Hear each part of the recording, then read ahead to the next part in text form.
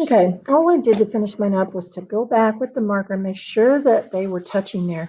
And I definitely did need to add some more glue and push them down a little more. I'm afraid if they're not down more, they're gonna slip off the paper. So definitely want to try to get that glue to stick. These two up here are probably not gonna stick that well because there's crayon on them. But we want to definitely still do the project if we have crayons. It's a lot of fun to make something that is dimensional. And we also have variety in here. You can also have different sizes. So you wouldn't have just variety of color. You would also have variety in size. And we have different expressions. So there's a lot alike, but they're also different. I'm going to draw in a couple of bubbles. And I'll show you how to do bubbles.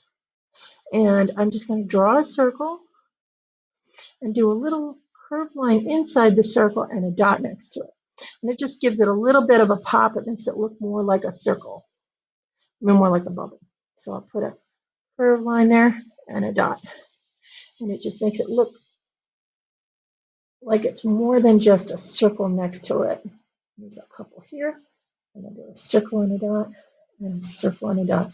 And so if you're lucky enough to have different marker colors, like I found some of these, those would be kind of fun to do too. You might want to add some seaweed, but those will give it just a little bit of depth and make it look more like actual bubbles instead of just circles in the water. And then I'm going to add a couple of little fish. You can add a bunch if you want to, but I just want to make a little triangle. And then I want to attach it to an oval.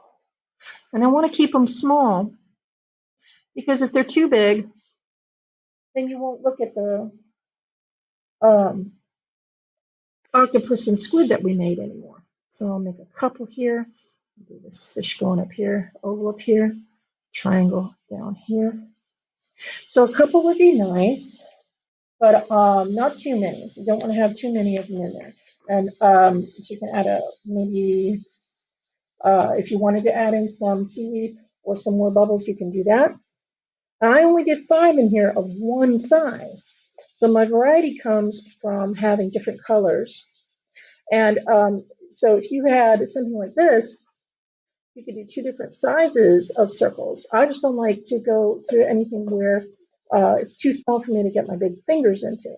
So you can try those out, and you can probably even take your leftover pieces that you didn't use and even make another one if you don't want to crowd it.